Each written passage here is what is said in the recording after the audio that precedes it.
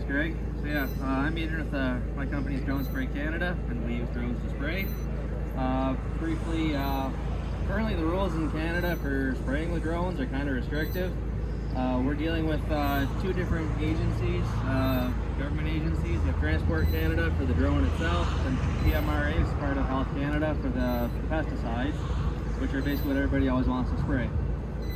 We can do foliar fertilizers, cover crop seeding, granular applications like urea. We've top dressed with the drones. But in terms of pesticides, we're really entrenched with a lot of the registrants, whether it be Bayer, BASF, Syngenta, Corteva, in terms of getting the research for the government to approve them. So we do quite a lot of that work where the restrictions are very, very tight. Has to be less than 8 km/h winds. They have to specify all the sites, and they don't just give these things away. For Bayer, like we did over 300 acres of fungicides this last year. Most of it again targeted towards that tar spot problem. So yeah, our drones are intentionally, they're 25 kilogram drones. That's again the other side we deal with, which is Transport Canada. We can actually fly 4 of these with one pilot at the same time. So as much as the bigger ones are kind of cool, we actually find that 4 of these running in a team would actually get you more productivity. There's a lot less overhead. We can fly these right next to the airports, that sort of stuff. The bigger ones, there's a lot more challenges. It takes about 2 months of paperwork to fly them for a flight. So it doesn't really help when someone calls and says, hey, I want you to come out and spray some True-Phos Platinum out on a cornfield. Well, I'll be there in 2 months, so that doesn't really work. So that's where, again, we really like the flexibility of this.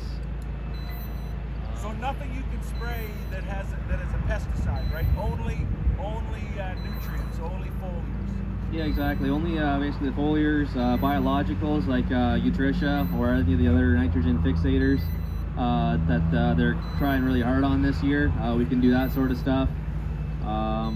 That's pretty well kind of where we're limited to. Yeah, and that's we can sometimes flip convention a little bit, where everything we typically do on the farm is timed with an herbicide or a fungicide application.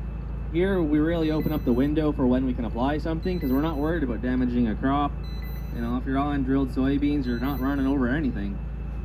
So again, if you want to go out and do like a manganese application, whether it's stressed out, we can actually go highlight those areas, go treat that spot, and then come back. And again, it's just that really precision application to where we want to go. There's even kind of some interesting things that like Steve McQueen from Alpine has suggested.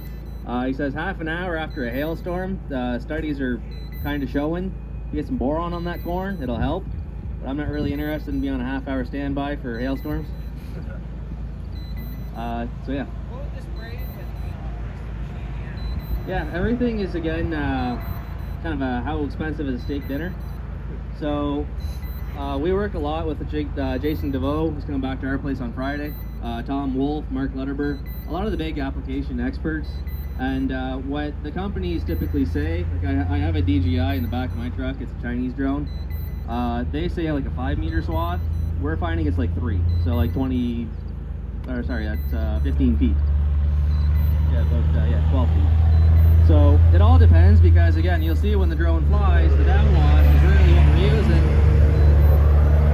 to carry the product into the crop. So a tall crop like corn, you stop that side wash and you get more of a downward effect, so it's a tighter swath. If you're spraying bare ground, it kind of pushes out a little more. You might be closer to like a 4-meter swath. And a lot of it too is we do a lot of testing again with water sensitive paper and ways to kind of see how wide that swath is. You'll get hits outside that, but we're seeing sometimes you'll have, like in a ground sprayer, you have a nice clear cut on the end of your boom, right? You spray some glyphosate, there's a nice brown strip, there's a nice green strip. Here it kind of tapers off a little more because it blows out more. So having that lethal dose along the edge is, you have to have a little more overlap. So